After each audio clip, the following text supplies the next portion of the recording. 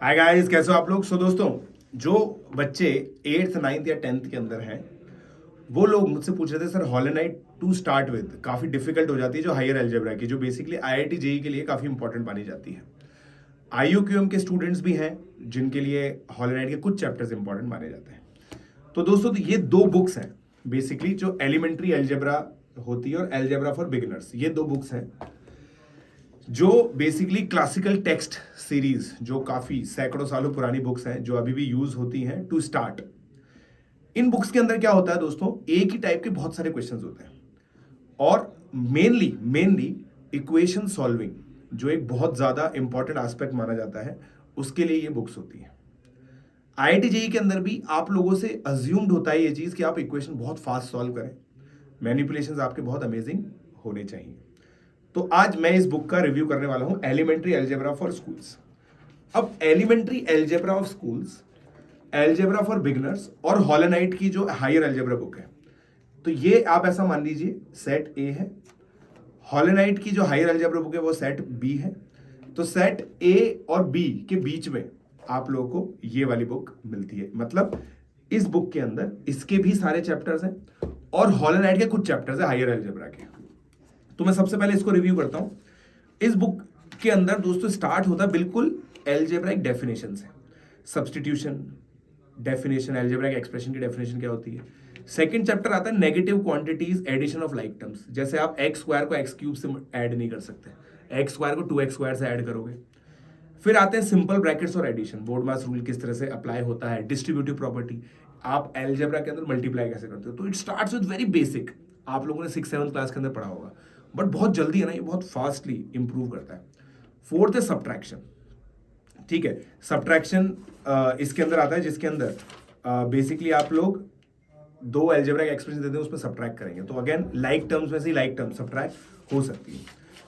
जो इसके बाद आता है ना, वो बहुत इंपॉर्टेंट है, मल्टीप्लीकेशन। मल्टीप्लीकेशन की निंजा टेक्निक्स मैंने यूट्यूब पे भी करा रखी है, प्लस के अंदर भी करा रखी है, किस तरह से एफिशिएंटली पॉलिनोमियल को मल्टीप्लाई करते हैं। तो उसके बहुत सारे क्वेश्चन आप लोगों को यहाँ पे मिलेंगे।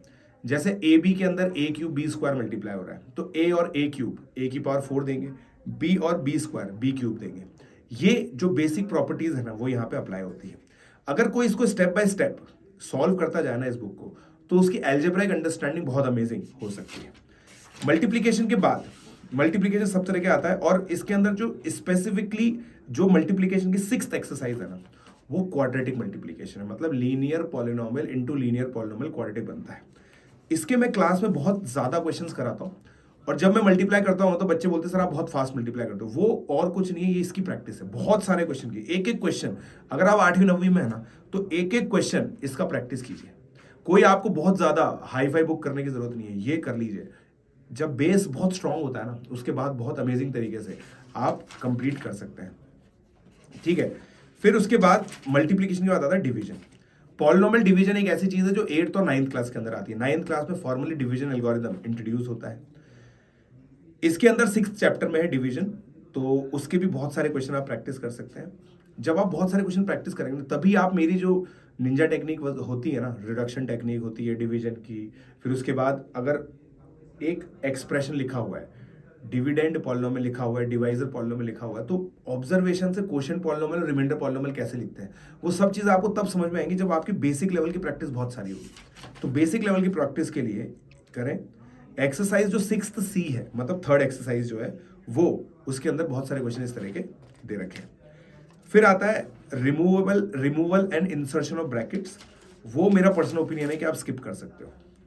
ठीक है, फिर आती है सिंपल इक्वेशंस। सिंपल इक्वेशन मतलब लीनियर इक्वेशन आती है। लीनियर इक्वेशन के आप बहुत कम क्वेश्चन करके भी आगे बढ़ सकते हो, क्योंकि वो उसमें इतने कॉम्प्लिकेटेड नहीं है। मल्टीप्लीकेशन क्या होता है, बार बार प्रैक्टिस करने से मास्टर होता है। मगर अब लीनियर इक्वेशन 7x - 4 = 0, अब x = 4/7, ऐसे कितने क्वेश्चन कर लोगे, तो इसको आप स्किप कर सकते हैं सिंपल इक्वेशन को। सिंपल इक्वेशन आपका 8th चैप्टर है। फिर सिंबॉलिक एक्सप्रेशन 9th चैप्टर है।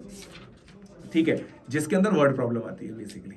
ठीक है, एज मतलब मैथ्स के अंदर एक सेइंग है, जैसे जो 6 से 10th की मैथ्स है ना, उसकी एक सेइंग है, if we can not defeat you by equations we will defeat you by words. तो लीनियर इक्वेशन हो गया, क्वाड्रेटिक इक्वेशन हो गया, सबके अंदर वर्ड प्रॉब्लम्स आती है। बच्चे को इक्वेशन सॉल्व करना आता है मगर वर्ड प्रॉब्लम नहीं आती करना। तो वर्ड प्रॉब्लम्स बेसिकली इसके अंदर। तो आप लोग चाहें तो वर्ड प्रॉब्लम कर सकते हैं। तो इक्वेशन के अंदर है ना, आप सीधा वर्ड प्रॉब्लम करो। जो इंपॉर्टेंट चीज है ना, वो 10th चैप्टर है, problems leading to simple equation. Problems leading to simple equation में क्या है, बहुत सारे एक्सक्वेशन दे रखे हैं जिसके अंदर फाइनल रिजल्ट एक लीनियर इक्वेशन बनता है। ठीक है, तो ये चीज बहुत ज्यादा अच्छी है इसके अंदर, मतलब वर्ड प्रॉब्लम ही है बट काफी अच्छा है। फिर HCM and LCM of simple expressions. अब हमें नंबर्स का एलसीएम एचसीएफ तो आता होता है, एलजेब्रा के अंदर एलसीएम और एचसीएफ कैसे निकलता है वो एक इंपॉर्टेंट चीज है। जेई के अंदर डायरेक्टली आता नहीं है, केवीपी में आता था, इसके क्वेश्चंस काफी सारे आते थे एलसीएम एचसीएफ ऑफ पॉलिनोमियल्स के। एनटीएससी के अंदर एलसीएम एचसीएफ पॉलिनोमियल आता है, मुझे याद है मध्य प्रदेश एनटीएससी के अंदर कुछ क्वेश्चंस थे एलसीएम एचसीएफ ऑफ पॉलिनोमियल के, तो वो चीज यहाँ पे कवर्ड है। फिर अब यहां तक है ना 11th चैप्टर तक सारे जो एक्सप्रेशन है ना वो न्यूमरेटर में रहते हैं, मतलब सिंपल एक एक्सप्रेशन लिखा हुआ है। अब expression upon expression 12th chapter से डिफाइन होता है, वो एलिमेंट्री एक्सप्रेशन। उसके अंदर है ना बेसिकली डिवीजन ही है, जैसे ऊपर ए स्क्वायर लिखा होगा नीचे ए क्यूब लिखा होगा, तो इफेक्टिवली ए की कितनी पावर हो गई, ए की पावर -1 होगी, ये चीज यहाँ पे रहती है। ठीक है, अब 13th चैप्टर आता है simultaneous equation. Simultaneous equation basically linear equation in 2 variable है। तो लीनियर इक्वेशन इन 2 वेरिएबल जो 10th क्लास के अंदर सॉल्विंग आती है, अगर आपको लगता है कि आपके पास क्वेश्चन की कमी है तो आप इस चैप्टर को सॉल्व कीजिए, चैप्टर नंबर 13, है ना। आपको R T Sharma R S Agarwal करने की भी कोई जरूरत नहीं पड़ेगी, बहुत ही सारे क्वेश्चंस है इसके अंदर, बहुत ही सारे क्वेश्चंस है, और इससे आपकी प्रैक्टिस हो जाएगी लीनियर इक्वेशन को फास्ट सॉल्व करने की। ठीक है, लीनियर इक्वेशन फास्ट सॉल्व करने का तरीका यही है, 150 क्वेश्चन की प्रैक्टिस होनी चाहिए। ठीक है, तो ये आपका 13 चैप्टर हो गया, है ना। अच्छा, इसके अंदर है ना आगे जाके है ना लीनियर इक्वेशन 3 वेरिएबल भी आ जाता है। तो अब आप देखो, सिंपल से स्टार्ट हुआ, चैप्टर नंबर 1 6th क्लास से स्टार्ट हुआ था, 6th क्लास के अलजेब्रा से। आप देख लो जैसे जैसे आप केवल 14 चैप्टर पे आए, लीनियर इक्वेशन 3 वेरिएबल सॉल्व कर रहे हो आप, जो 11-12 क्लास का टॉपिक है। फिर again problems leading to linear equation, मतलब word problems, 14 chapter word problems है। ठीक है, फिर 15th आता है इन्वोल्यूशन। ठीक है, अब इन्वोल्यूशन और कॉन्वोल्यूशन बेसिकली ये 2 टेक्निक्स होती है, नाम पे मत जाइए, बस में ये होता है कि भाई किसी भी एक्सप्रेशन उसका स्क्वायर करना है, क्यूब करना है, इस तरह की चीज़ें इसके अंदर आती है, नाम इंपॉर्टेंट नहीं है। ये इवोल्यूशन मतलब किस तरह से इक्वेशन इवॉल्व करती है, मतलब ये उल्टा होता है इन्वोल्यूशन के। इन्वोल्यूशन का मतलब होता है स्क्वायर करना, इसका मतलब स्क्वायर रूट निकालना। ठीक है, तो स्क्वायर रूट निकालने वाले क्वेश्चन हैं इसके अंदर। ठीक है, और इसमें आइडेंटिटी बेस्ड भी है। अब यहाँ पे देखो एल्जेब्रिक आइडेंटिटी फॉर्मली इंट्रोड्यूस नहीं हुई, बट जैसे x² + 4xy + 4y² का अंडर रूट पूछा तो वो x + 2y होता है, तो ये चीज आप लोगों से पूछी हुई है इसके अंदर। ठीक है, फिर इसके अंदर ना मतलब क्यूब रूट भी पूछे हुए हैं, तो वो एल्जेब्रिक आइडेंटिटी बेस्ड है सारे के सारे। तो अगर किसी को एल्जेब्रिक आइडेंटिटी नहीं आती तो गड़बड़ हो जाएगा। अब आता है factorization, resolution into factors. Factorization की जो प्रॉब्लम्स होती है ना, वो 17th क्वेश्चन से चालू होती है, बहुत ही इंपॉर्टेंट स्किल है कि आप फैक्टराइज कर पाए। सबसे पहले आता है बहुत सिंपल, फैक्टराइजेशन बाय क्लबिंग।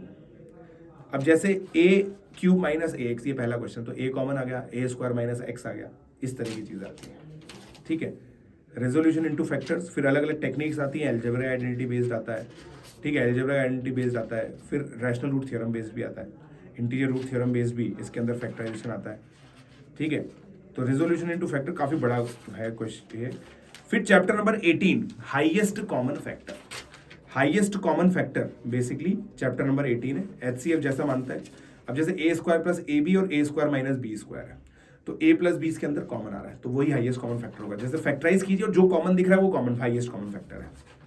ठीक है, ये चैप्टर भी आपको करना चाहिए। अब मैं जहां से मैनिपुलेशन की स्टार्ट मानता हूं ना, वो है फ्रैक्शंस। ये है चैप्टर नंबर 19, जिसके अंदर है ना चीजें अच्छे से ऑब्जर्व करके फैक्टराइज करनी और ऊपर नीचे काटनी होती है। कैंसलेशन जो होता है ऐसे काटते हैं ना कि भाई एक्सप्रेशन ऊपर नीचे कट गया, ये सब चीजें 19 से स्टार्ट होती है। फिर एलसीएम आता है, एलसीएम भी आपको करना ही है। ठीक है, एडिशन, सब्ट्रैक्शन और फ्रैक्शंस, ये चीजें आप कर सकते हैं। मतलब ये प्रॉपरली है ना, जो वो क्वेश्चन आता है ना 1/x + 1 + 1/x + 2 + 1/x + 3 करना, इस तरह की चीजें आप लोग को मिलती है। ठीक है, फिर मिसलेनियस फ्रैक्शंस होते हैं। मिसलेनियस फ्रैक्शन सबसे टफ है, इसमें प्रॉपर पूरी अलजेब्रिक आइडेंटिटी आपकी रिवाइज हो जाएगी। ये चैप्टर करिए मिसलेनियस फ्रैक्शन, बहुत सारे क्वेश्चन इस तरह के उसके अंदर आएंगे। अब आती है क्वेश्चन नंबर, मतलब जो chapter number 23, harder equations. Harder equations के अंदर क्या होता है कि इक्वेशन बहुत अतरंगी तरीके से दे रखी है। जैसे मैं आपको बताता हूँ, 6x - 3 upon 2x + 7 is equal to 3x - 2 upon x + 5। अब ये क्या ना, जब आप इसको सॉल्व करोगे, मल्टीप्लाई करोगे, मतलब पहले के सारे चैप्टर इसमें यूज हो जाएंगे और फिर फाइनली एक लीनियर इक्वेशन बनेगी। हमेशा यही होगा कि फाइनली एक लीनियर इक्वेशन बनेगी। हायर डिग्री की जितनी भी इक्वेशन बनेगी ना, एक्सप्रेशन बनेंगे, सब कट जाएंगे। फिर लिटरल इक्वेशंस, हार्डर इक्वेशंस भी आपको पूरा करना है, ठीक है। इसके अंदर जो वर्ड प्रॉब्लम है ना, वो अगर आपने सारे कर लिए ना तो भाई गेम खत्म है। अब हार्डर इक्वेशंस की हार्डर प्रॉब्लम्स है, चैप्टर नंबर 24, ठीक है। 25 से आता है क्वाड्रेटिक इक्वेशन। अब क्वाड्रेटिक इक्वेशन से पहले की जो सारी चीजें हैं ना, उसमें लीनियर इक्वेशन से बड़ी सॉल्विंग आएगी नहीं। क्वाड्रेटिक इक्वेशन सॉल्व करने के लिए क्वाड्रेटिक फॉर्मूला लगता है, कंप्लीटिंग द स्क्वायर लगता है, वो 25th चैप्टर में डिफाइंड है, वो आप पूरा सॉल्व कीजिए। अब मैं बच्चों को बोलता हूँ कि स्प्लिटिंग द मिडिल टर्म के आपको बहुत सारे क्वेश्चन सॉल्व करने होते हैं, वो आपको मिलेंगे चैप्टर नंबर 25 के अंदर। चैप्टर नंबर 25 के अंदर आप लोगों को मिलेंगे। फिर साइमल्टेनियस क्वाड्रेटिक इक्वेशन है। इसके अंदर क्या होता है, दो वेरिएबल में इक्वेशन दे रखी होती है और जब आप एलिमिनेट करोगे तो एक में क्वाड्रेटिक बन जाती है। तो ये भी मिसलेनियस इक्वेशन, हम लोग इसको मिसलेनियस इक्वेशन के नाम से पढ़ाते हैं, ठीक है। फिर problems leading to quadratic equation, हम इसको सूडो क्वाड्रेटिक इक्वेशन बोलते हैं। सूडो क्वाड्रेटिक इक्वेशन का मतलब क्या होता है कि यार कुछ सब्स्टिट्यूशन करके क्वाड्रेटिक बनाएंगे, तो ये चैप्टर नंबर 27 है। फिर हार्डर फ्रैक्शंस, अब इसमें क्या होगा ना, जो फ्रैक्शंस वाली चीजें थी वो की वही आएंगी, बट इसमें क्वाड्रेटिक बनेगी, तो चैप्टर नंबर 28 हो गई। फिर miscellaneous theorems, 29 chapter, miscellaneous theorems and examples, ये अलजेब्रिक आइडेंटिटीज है बेसिकली, और उसके क्वेश्चंस है, ठीक है। यहीं पे आप लोगों का वो भी आएगा, क्या बोलते हैं उसको, अलग अलग जो एडवांस फैक्टराइजेशन टेक्निक्स है ना, वो भी यहीं पे आता है, ठीक है। फिर उसके बाद मतलब मेरे हिसाब से ना फिर थ्योरी ऑफ इंडाइसेस आती है। अब यहां से जो 30th चैप्टर से जो सारा गेम है ना, वो हायर अलजेब्रा में ऑलरेडी कवर्ड है। हायर अलजेब्रा के अंदर मैंने आप लोगों को वो सारी चीजें बता रखी है। अब देखिए ये बुक है ना, काफी मोटी है ना, 550 पेज की है, और आपको काफी डर भी लग सकता है। इस किताब को आप अगर नहीं खरीदे तो आप सिंपल ये ले सकते हैं, बहुत छोटी सी किताब है। इसके अंदर जो क्वाड्रेटिक इक्वेशन है ना, देखिए इसका जो 26 चैप्टर्स, ये मैंने 25 चैप्टर क्वाड्रेटिक इक्वेशन बताया था, problem leading to quadratic equation में खत्म हो जाती है। मतलब जो इस बुक के पहले 26 चैप्टर ना, वही दे रखे हैं इसमें, उसके आगे आपको बिल्कुल भी पढ़ने की जरूरत नहीं है इस बुक के अंदर। मगर जो सबसे अच्छी चीज जो मुझे लगती है ना, वो है appendix on easy graphs. Graph एक ऐसी चीज है जो 11th में बहुत ज्यादा डेप्थ में जाती है और उससे पहले बिल्कुल भी नहीं आती, तो ये मुझे गैप लगता है करिकुलम के अंदर, जो बच्चों को नहीं पता होता तो आप यहाँ से कवर कर सकते हैं। तो ये दोस्तों अलजेब्रा के लिए है। अगर आप लोग बिल्कुल स्टार्टर हैं, सीबीएसई के स्कूल में किसी में पढ़ते हैं, अभी तक कोई भी आप लोगों ने इंस्ट्रक्शन नहीं लिए हैं, special instruction for any competitive examination, then this is the book with which you can start. और अगर आपको हॉलोनाइट बहुत ज़्यादा हार्ड लगती है, हायर अलजेब्रा वाली, बट आपको एलिमेंट्री अलजेब्रा से ज़्यादा टाइम है आपका सॉल्व करने के, then go for this book. Do solve them and do leave the comment दोस्तों कि अब अगली किस बुक का हमें रिव्यू करना चाहिए। Thank you.